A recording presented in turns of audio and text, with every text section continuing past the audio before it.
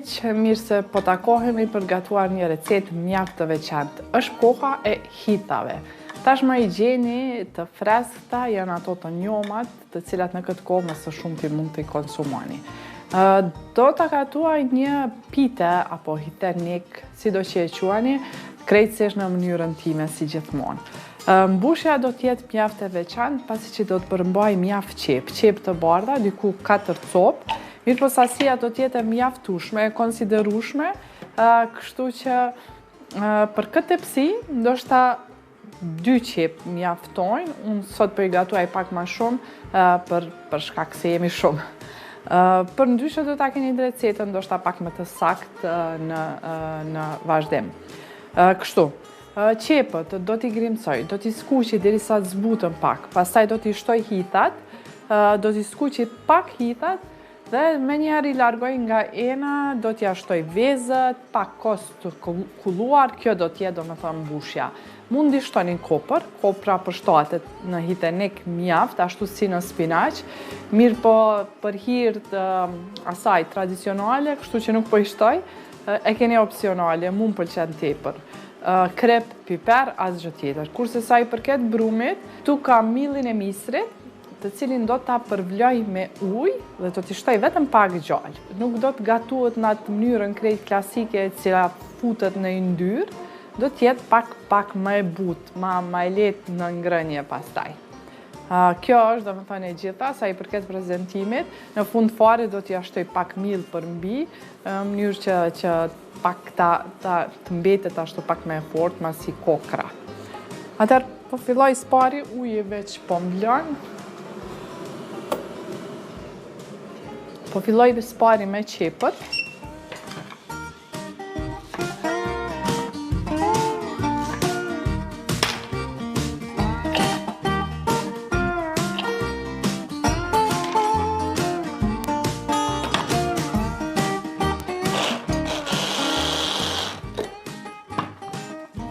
Ja, parafësisht kështu, të grimcohen, dhe pak vaj ulliri me gjallë.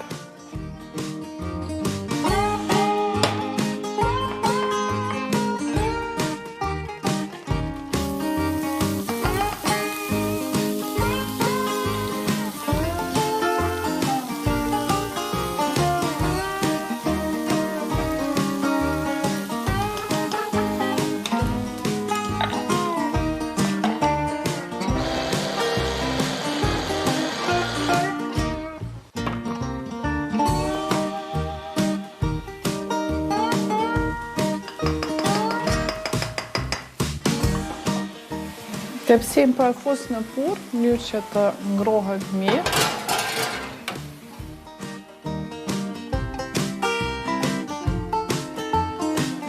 Në rregull.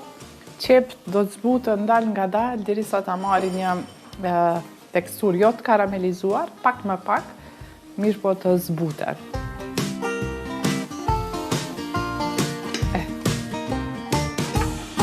Miellit do t'i shtoj kryp.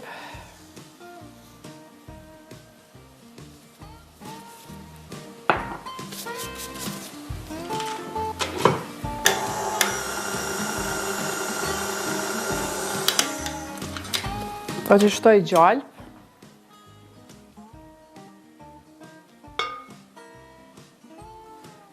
Në këtë mënyrë me mikser gatuhet shumë lehtë.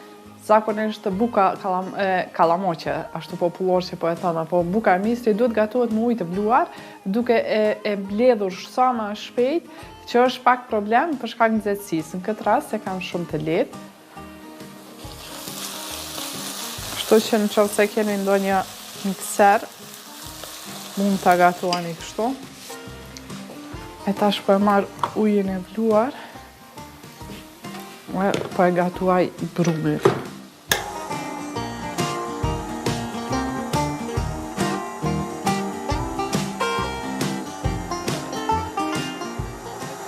Nga zësia dhe gjalpa do të shkrihet.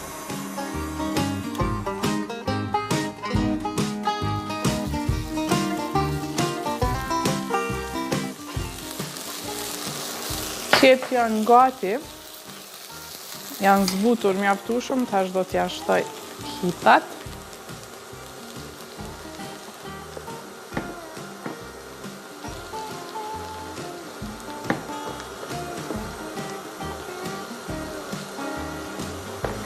Jam pastruar me ujë të ftoftë, nuk i kam përvluar, në mënyrë që mos ja humbim vlerat ushqyese.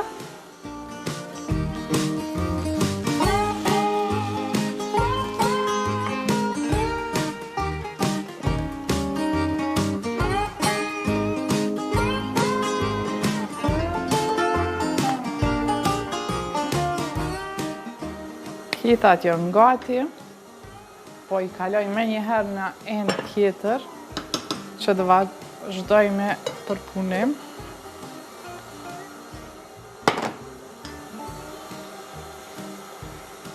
Duhet ja shtoj parapërsisht 2 lugë mill, që t'ja përthith lagështin që e kanë liruar.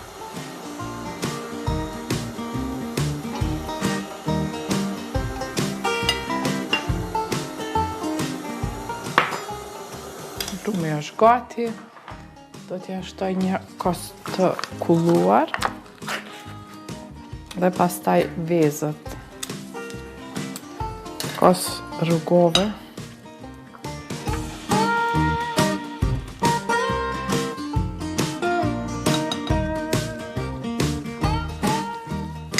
Do t'ja shtoj piperin.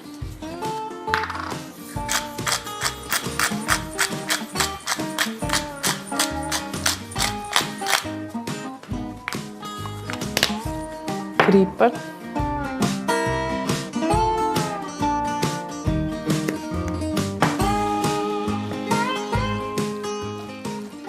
Po pres edhe pak të ftofët që t'ja shtoj vezët se për ndryshe piqen me një herë, derisa ta shtroj brumin në tepsi.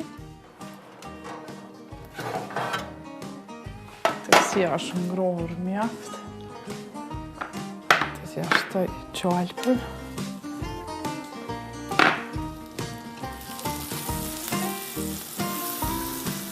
Bashk me pak vaj ulliri.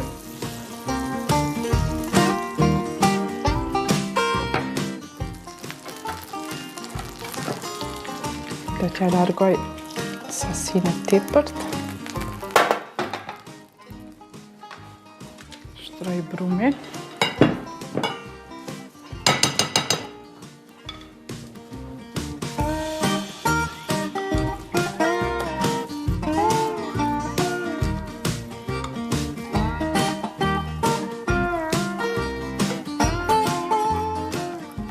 Parafërsisht trashësin 1 centimetër.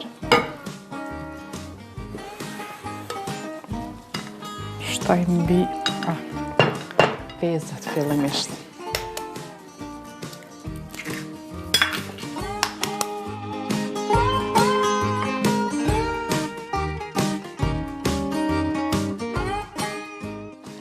Mund t'i shtoni sipas dëshirës edhe pak grinca jati. Mirë, po së më pëlqen edhe aq, sepse pastaj duket pak si pite me spinaq. Kështu që nëse doni ta shijoni tamam hitin, kjo është mënyra.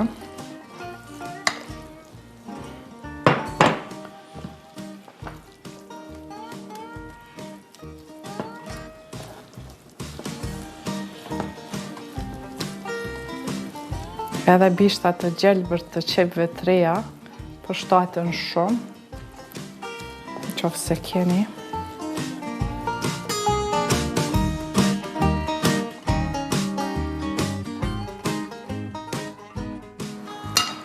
E tash, do ta mbuloj me miell kështu.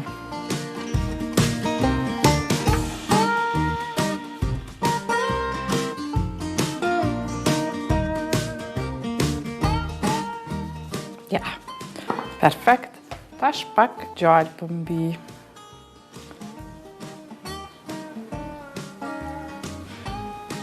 Do që piqet në ta uli pak temperaturën në 180 gradë, dal nga dal.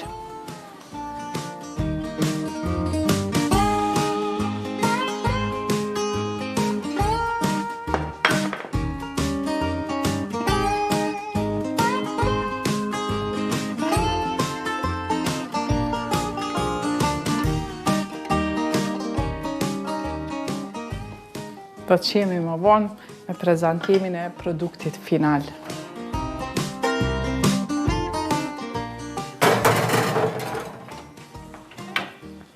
Pitja është pjekur, është për mrekulli, ka marrë aroman, ngjyrën, gjitha që ka i duhen. Shikoni sa e bukur është.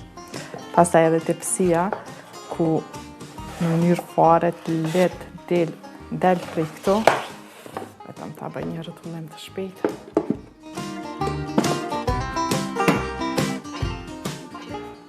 Shikoni sa e bukur është.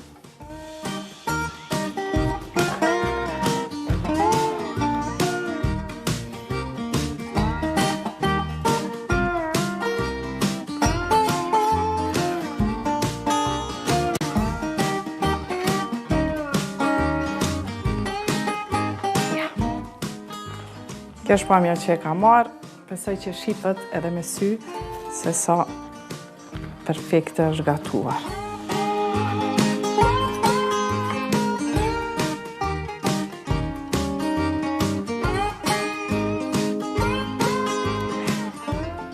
Ja, pra, ishte kjo e tëra të dashur miq, për hitenik apo lakror me hita, tash në këtë sezonën e hitave, një recet me përplot vlera ushqyese. Mos harroni, futi sa më tepër në supa, në pite, kudo që mundeni hitat gjatë sezonës sa e kanë.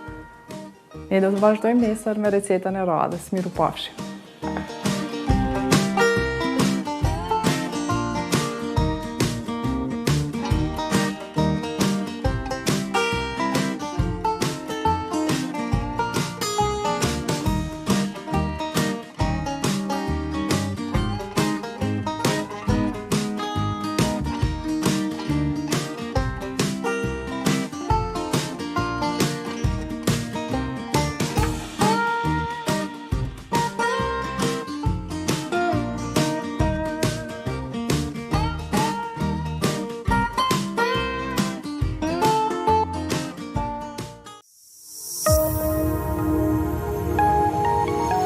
Unë dalëm për një qast. Dëgjuam natyrën duke marrë frymë.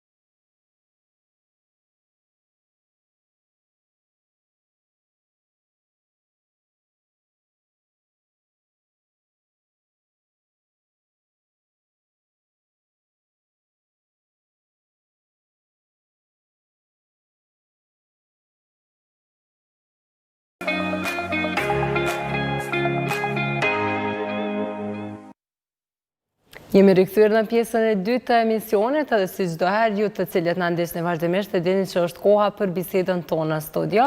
E shumë prej nesh kanë alergji të ndryshme, kështu që ka ardhur rada që të flasim edhe për këtë. E të flasim me doktoresh Bardha Selmajnaj Bislimi, që është alergologe, imunologe klinike. Këtë më u dash patjetër që ta lexojmë, meqense shumë shpesh po e gaboj fjalën. Mirëmëngjesi doktoresh edhe mirë se ardhat. Mirëmëngjesi, mirë se gjeta, faleminderit për ftesën. Është kënaqësi t'ju keme. Këto po besoj që shumë prej publikut që po na shikojnë, shikuesit janë të interesuar për alergjit edhe llojet e alergjive që shfaqen. E keni fjallën për alergjit sezonale, do më thonë, se alergjit është një gamë gjane e reakcioneve alergjike. Tu përfshi ato inhalatore, medikamentoze, alergjit në polene, në bleta, alergjit në ushqime, do më thonë, është një domen mjaft i gjërë i alergjive. Po me që jemi në stin të verës, më të frekventuar e kemi alergjin të këto aeroalergjenet edhe pickimet nga bletat, do më thonë të insekteve. Po, në bas të incidencës, numrit në rritje, do të thotë në vazhdimësi, që është duke shkuar një trajektore e lartë, do të thotë po hynë në top 10 e smundjeve botërore janë reakcionet alergjike, do të thotë me natyrë inhalatore.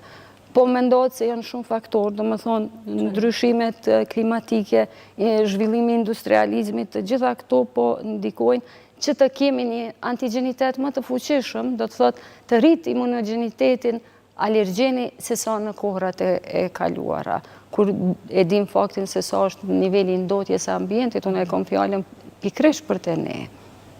Kështu që në gjdo vit kemi një rritje bajakit të madhe të numrit. Ndodhe dhe për shkak se alergologjia, të themi drejtën, është një lami paksa më e rinë krahasim me lami të tjera, edhe njerëzit kanë ndiku jo për mes rrjeteve sociale, jo medjave, takimeve të shpeshta, që i kemi me palë, me pacienta, me opinionin, do më thonë, për të marrë një uri, edhe është arrit një farë vetëdijsimi për me kërku diagnostikim, do më thonë, të mjeku, të specialisti, do thotë alergolog, për t'ju nështruar testimeve, gjithë se për shka ankohet ai pacient, do më thonë bashkësisht prej simptomeve. Kryesisht në kohët e fundit kemi, rritje të numrit të këtyre inhalatoreve, që po na shkon dihet me simptomatologjit klinike, një rinitneve, i themi rjedhjet kronike të hundve, apo blokim, lotim të syve, të shtima, krurje të syve, dhimbje e një nëson e syrit tjetërës që e quajmë edhe migren alergjike, pastaj me faringjite, laringjite dhe në rastet më të avansora me probleme obstruktive bronkiale, deri me asëm bronkiale me natyra alergjike ku dihet, dikon 65% të rasteve në gjithë nivelin global janë me natyra alergjike. Do të thotë kryesisht moshat e reja që i kemi, tu i përfshit grup moshat prej moshës 6-7 vjeqare e sipër. Që fillojnë edhe? Që fillojnë, po, do më thonë, po kemi raste mjaft të zhvilluara, do të thotë si rezultat i eksponimit të vazhdueshëm edhe mos të qasje në informacionet, pikrisht për ato çka pe acaron, do më thonë, këtë patologji. Kur dihet se reakcionet alergjike nuk shërohen, jemi të qartë. Nuk shërohen? Nuk shërohen. Vetë se mund dhe në sigurisht i menaxhuar. Për arsye se reakcioni alergjik është çrregullim gjenetik, sikur diabeti. Do më thonë, ka për bazë natyrë gjenetike. Akoma shkenca në botë s'ka mri me ndru kodin gjenetik. Kështu që menaxhohet për mrekulli. Masat e kujdesit janë edhe ashtu kështu përbëhet mjekimi prej triasit. Do më thonë, masat vetë të kujdesit, terapia simptomatike mbarësisht prej gjendjes pacientit. Dikush ka nevojë vetëm për një antihistaminik, një tablet, që edhe kalon shumë mirë. Dikush ka nevojë edhe për sprej nazal. Kemi edhe lloje të tjera, do më thonë që ceka dhe më herët me probleme respiratore të rrugëve të poshtme të frymarrjes, i cili duhet me marrë pumpa aerosole në formë të inhalimeve ditore, doza mbajtëse. Pra kjo varet edhe prej trupit, se si reagon të krejt varet prej trupit, prej koeksistencës së organizmit, prej reversibilitetit të mushkrive, sa kanë arrit me rujt të kompleancën, do me thonë, më këthy në gjendje normale, gjithë faktorë të ndikojmë, për arsye se sa ma shumë që shtyhet, do të thotë, aq është, prognoza është me eronë, të themi, për arsye se të gjithë këta pacient, të cilët kanë alergji, deshtëm apo s'deshtëm, 7 herë kanë tendencë me pas, do më thonë, reinfekcione sekundare se sa të tjerë që nuk kanë. Për arsye se duke i eksponuar vazhdimisht alergjenit inhalator, mukozat, ne themi, pjesa e mbrenshme e hunës, të rrugëve të frymarrjes, janë më të ajura, edematoze i quajmë. Edhe normal, çdo gjë kur nuk është në kontinuitetin e vet të normales, mundësia për mu mbi vendos është shumë më e lehtë. Kështu që këtu në inkorporon edhe infekcionet të tjera sekundare, do me thonë, kur dihet se janë probleme kronike. Për atë, duhet të apeluar të pacient, një nonë që shumë shpesh frekuenton fëmin në ambulanta, të pediatri, nuk është linja e parë, do me thonë, trajtimi me antibiotik. Se në anën tjetër vetëm kemi me komprimitu sistemin imunitar. Dihet kur bëhet në bazë të analizave laboratorike, në bazë të shenjave klinike, për me determinu reakcionin me na thëmë shopin për sheqerit, me të bëhet një determinim, a është me natyrë allergjike, apo janë të dy komponentet, apo natyrë infektive. Për arsye se na kemi ko gjatë fëmijë të cilë trajtohen me antibiotik me vite, a e normal se kur të merë antibiotikun, merë edhe kortikot parenteral, do me thonë formë të injekcioneve, apo në formë perfuzioneve të infuzioneve, edhe ka me pas një gjendje më stabile, se kortikoja e lunë rolin aty. Mirë po, është gjuna të abuzohet me shëndetin e tyre kur kanë alergji. Se shumë është e thjeshtë, masat e kujdesit, shumë është e mirë kur dihet për i shkafit, do me thonë, dihet shkaku, edhe e parandalon. E parandalon edhe për mrekulli, do me thonë... Mirë po, a duhet që se cili prej nesh ta bëj të pak të njëherë testin e alergjisë ose analizat, apo ndoshta vetë se kur fillojmë të kemi ndonjë kruarje apo shohim diçka të pazakont në trupin tonë që duhet jetë si alarm? Zakonisht vetdia e njeriut është vetëm kur kemi alarme, kur dhezët semafore, ose kur ki dhimbje, shkon të mjeku. Mirë është, po, të gjitha puna imponohen neve me kushtet ekonomike. Me qenë se testet kutane bëhen edhe në institucionet shëndetësore shtetënore, do më thonë edhe në spital. Mirë po, e kemi të veprimtarin më të cunguar për arsye se për mes gjakut, ato nuk jënë bo asë njëherë, se është kostoja e madhe, bëhen vetëm në institucionet private. Edhe dihet, janë kriteret kur bëhen testet e alergjisë, do më thonë, testet alergjike, këto të cilat ne i qojmë prik teste, për mes likurës bëhen prej moshës 3 vjetë e gjysë deri në moshën 55, hajta qojmë 60 vjeqare, deri sa në reagojnë mastocitet, do më thonë qelizat e alergjisë përgjithse, të cilat reagojnë edhe bëjmë një krahasueshmëri me testin kontrol negativin edhe histaminën e themi pozitivin. Mirë po, të moshat, grup moshat e vogla, prej moshës 1 vjeqare, 2, 3 gjys, edhe ato që jënë më të shtymë, do më thonë, mbi 55, 60, që nuk është konsistenca lëkurës e njëjtë, reagimi është individuale për si cilën organizëm. Kështu që ato duhet të bëhen edhe në formë për mes gjakut. Mirë po, se cili pacient që ka një kronicitet, sidomos kur fillon, prej shkurtit fillojnë sezonat e polenit. E kemi sezonën e hershme, sezonën e pranverës që e quajmë një piko, është sezoni i madh thuhet, sezona e hershme e kap shkurt deri në prill, pikon e kemi, do me thonë, në sezonën e hershme kemi rritjen e drujve ato, po është fatmirësisht është sezoni shkurt, e piku, do me thonë që i kemi më të acerum, i kemi graminet, apo barishtet, nga sjellin problemi këq është prej tyre, prej majit deri në fillim të korrikut, edhe sezonën e vonshme, e cila gjatë gusht, fillimi i gushtit, deri në tetor, ku i kemi shkurret të cilat rritën, qof hithra, pelini, ambrozia, mukfort, do me thonë, gjithë kjo kategori e polene.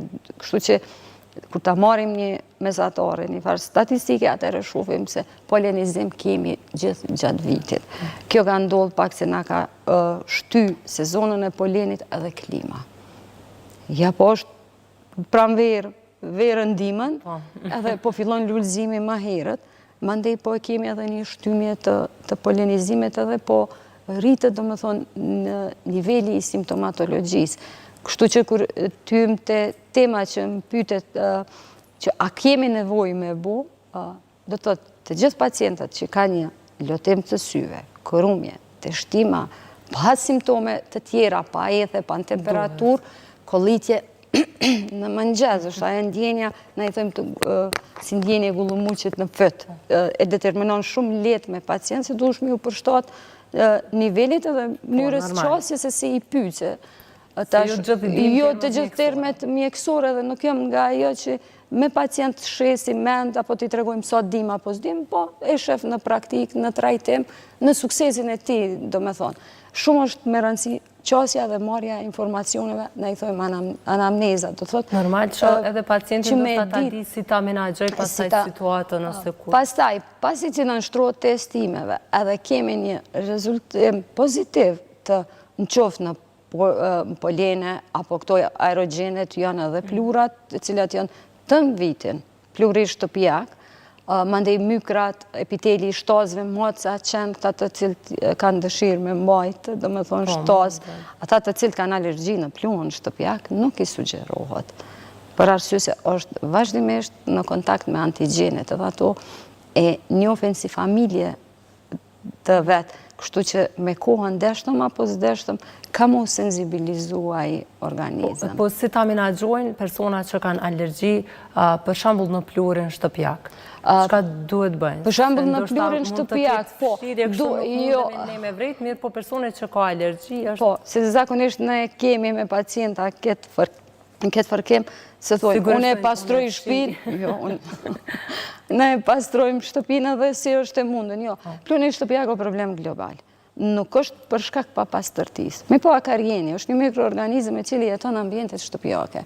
Edhe mbështillet me gzofin, do me thonë, të plunit. Kështu që teren favorizus për mu shumëzu, mu zhvilloja, është ambienti i laksht, mos ndryqushmëria, kështu që apelojmë i vlebanesa, shpijat kalindja, do me thonë, ndryqimi lunë rol shumë me rëndësi, edhe mos me pas lakshti. Ambientet leshta, të pihat leshta, mos të mbulon me batanie, gjatë stinës, dimrit, t'i shmangën, veshjes me triko, këto gjemperat që janë të vunicës, për mbajtjet leshit, do me thonë, sugjerot gjithmonë me shku ka kotoni apo të më ndafshit, që për arsye se ato jetojnë me miliona, edhe gjastinës dimrit, se cilit prej neve, ushqen me qelizat e vdekurat lëkurës tonë, deskvamume që i kemi. Mirë po, kush ka alergji, i bën, kush s'ka, nuk i bën. Nëse ka gjenin përgjës, për ato pijit, do me thonë, a i ka me kalimin e kohës, ka me rezultu, do me thonë, edhe me klinikë, se mund është me i pas, me dalë pozitiv në test, po simptomatologi mës me pas. Atër në ato raste, vetëm masat e kujdesit, pa terapi, vetëm është në trial, kështu, për cilje të themi. Te pluni shtëpia, kër e patëm fjallën, masat e kujdesit janë numër 1. Zakonisht acarimet i kemi shtator të torë kur fillon lakshtia. Fillojnë mjegullnajat, këto fillimi në nëntorit, do më thonë apelot mës me dal jashtë, mu shmangë të gjitha kontakteve, do të thotë faktorve të cilët e favorizojnë apo e iniciojnë procesin. Jo që në shkaktar të fillestar, se shkakun e ka genetikën e ka. Po acaroj gjendjen. E acarojnë gjendjen, do me thonë pastrimet me kimikalit, domestose e këto gjanat ku ta dim që janë një numër i madh i tyre, pas tajtimi i duhanit. Personat cilët kanë ose alergji, shtatëherët janë të rrezikun për tendencë me kalu nasën bronkiale nëse konsumon duhanin në qovë formë pasive apo aktive, po kupto se aktivja është ma e fuqishme, se sa pasivja, kështu që duhet t'i shmangën aerosoleve, parfimeve të ronda, kur bëhet pastrimi, klimat besa janë, nuk janë të mirë se ardhura, këto nxemje të në formë termos i përpara që frynë, kështu që duhet kemi kujdes këta pacientat të cilët rezultojnë me pozitivitet t'i shmangën, se ashtu kështu linjën e parë të triasit, do me thonë të menagjimit të smundjeve alergjike, e bën masat e kujdesit. Preventiva është, gjithë ka e ki në guideline, protection e ki senin e parë. Pasta e ki terapia simptomatike, edhe e fundit, varësisht prej nivellit gjendjes, është edhe imunoterapia po desensibilizimi për mes të vakcinave. A du të kemi këtu kujdes ndoshta personat me alergji të ndryshme dhe të konsumimi i ushqimet? Ndoshta se kjo mund të manifestohet në grup mosha të ndryshme? Ndryshe, pra dhe prej organizmit të njerit. Kemi raste, për shembull, të reakcionet me qenë si reakcioni kryqëzum, në pacientat të cilët kanë rezultuar me pozitivitet, do të thotë në polene, në barishte, apo në druj, të cilët na japin kryqëzime, për shembull, molla, nëse kjo, lajthia, ka me dhonë reakcion të kryqëzume me kivin, karotën e fres, domatën, varësisht prej gjendjes, janë për secilin polen, do me thonë janë cross reaction, të cilët i kemi tabelat, çka guxojnë apo çka nuk guxojnë. Atëherë, shtrohet pyetja, kur këta pacienta duhet mu privu prej ushqimit? Në momentin kur kanë simptome, se nuk do thotë gjithmonë me pas një reakcion të kryqëzum.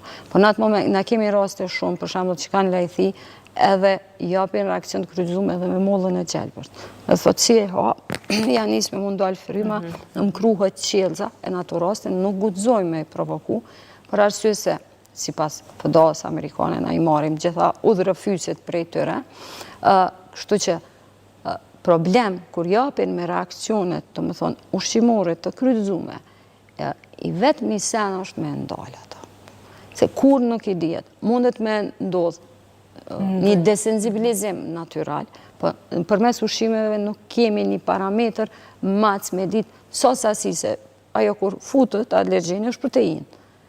A ka me provoku një kaskadë shumë të madhe të reakcion sistemit imunitar, apo ka me bo shkollë mbas shkollë, step by step, me bo një farë desensibilizimi natyral. Këto është thik me dy te. Ose shnoshës, ose një shok anafilaktik, që shumicën e rasteve mundet me qenë edhe fatale, se kemi raste kur prej një kikiriku të egziton, e hup jetën, apo prej lajthis. Kështu që duhet me pas shumë kujdes.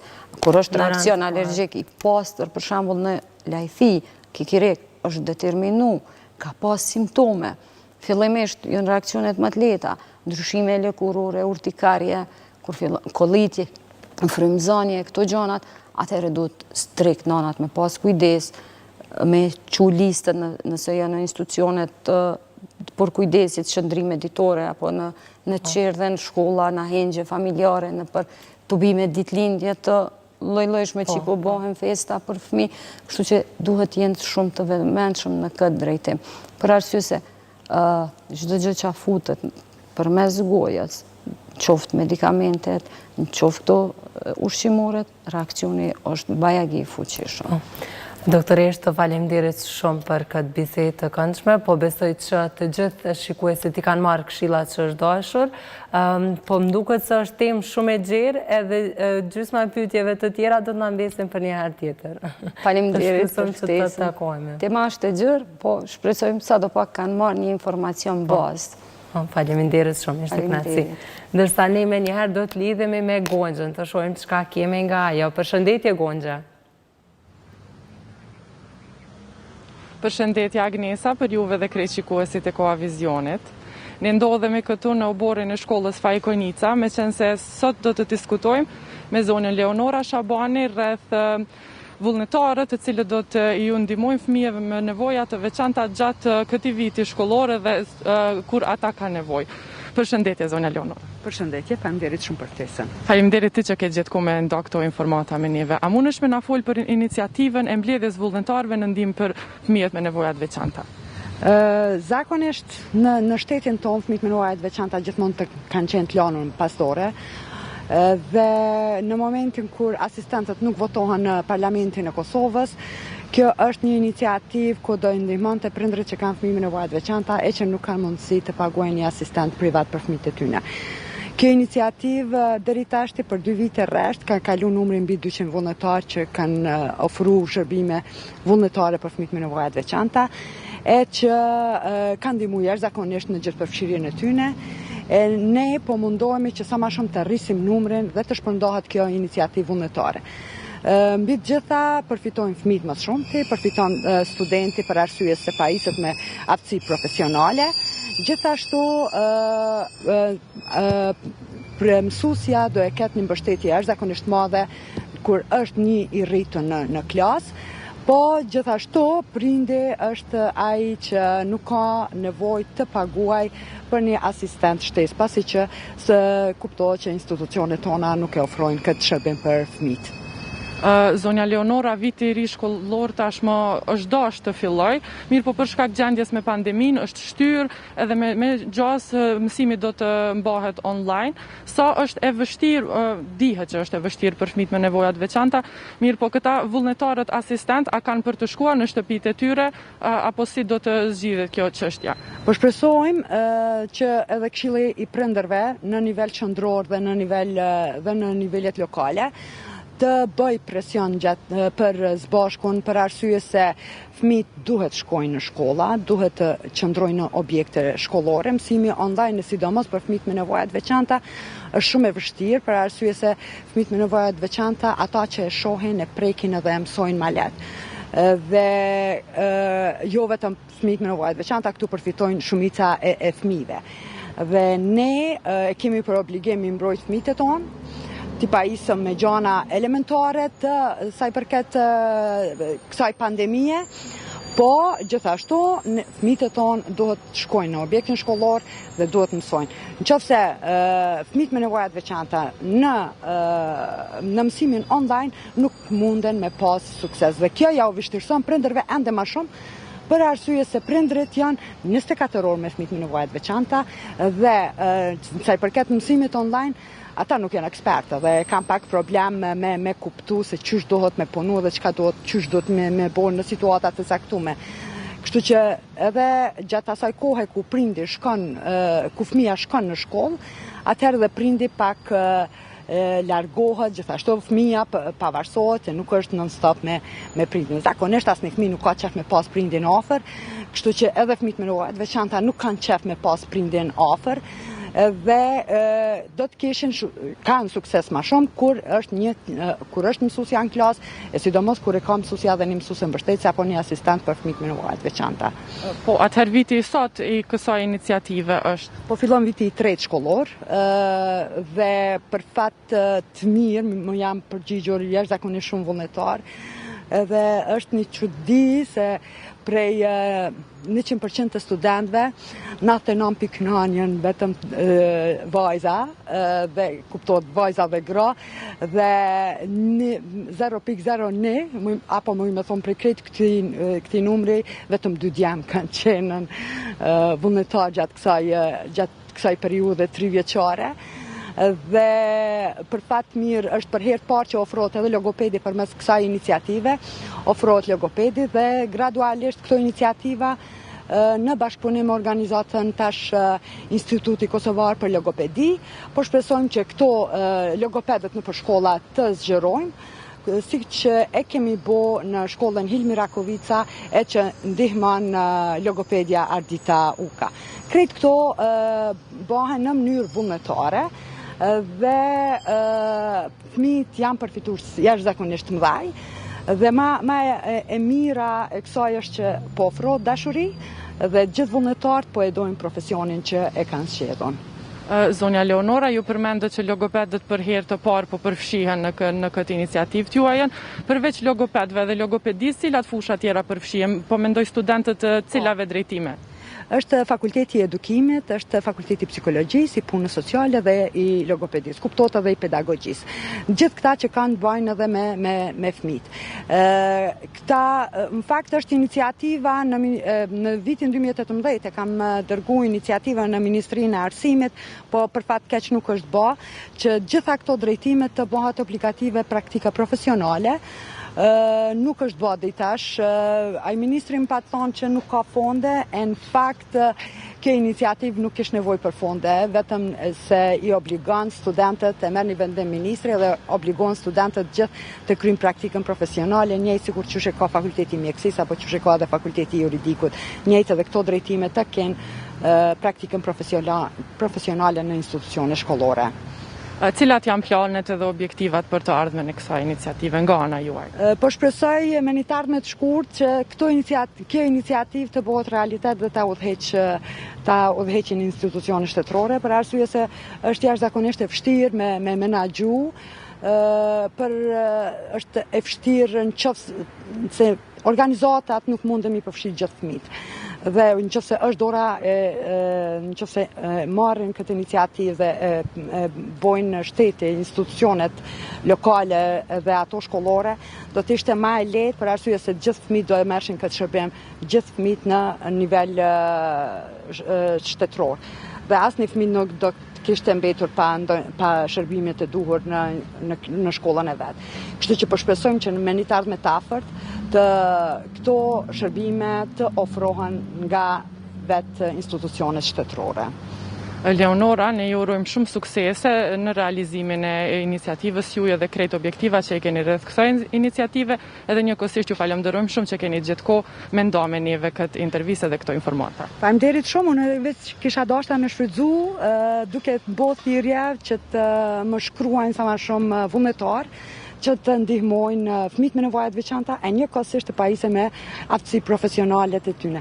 Gjithë studentët pajisen me letë referencë nga institucioni shkollor, kështu që është një plus në CV-n e tyre për të ardhmen. Faleminderit shumë. Faleminderit juve. Atëherë Agnesa, kjo ishte e tëra sa i përket kësaj lidhje direkte, ku unë do të përfundoj duke i uruar një vit bar shkollor të gjithë nxënësve në Kosovë. Faleminderit shumë Gonxha për këtë lidhje direkte, gjithashtu edhe faleminderit zonjës Leonora dhe një përshëndetje nga anë, meqense kemi një mike të KTV-s tash shumë vite, ndërsa ne tani menjëherë do të vazhdojmë të ndrojmë temë, një mbajtur pra ceremonia e ndarjes së çmimeve MTV VMA, ndërsa ajo që ka fituar një çmim është edhe